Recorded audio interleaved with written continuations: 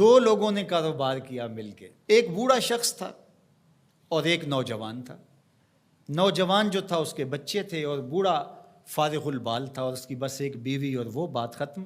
آج کل تو جو معاشیات کے ماہرین ہیں وہ سبق یہ دیتے ہیں کہ کسی سے مل کے کاروبار نہ کرنا، تھوڑا کر لینا، مل کے نہ کرنا۔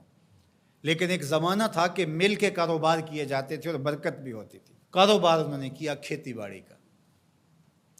تو جب کھیتی پک گئی اور اناج کے ڈھیر لگ گئے تو اناج کو دو برابر حصوں میں تقسیم کر لیا اور کہا کہ ایسا کرتے ہیں کہ ایک مرتبہ اپنے اناج سے کچھ گندم اٹھا کر کے آپ گھر پھینک آئیں اور میں یہاں پہرا دوں، اور پھر میری باری ہو میں پھینک آؤں اور آپ پہرا دیں۔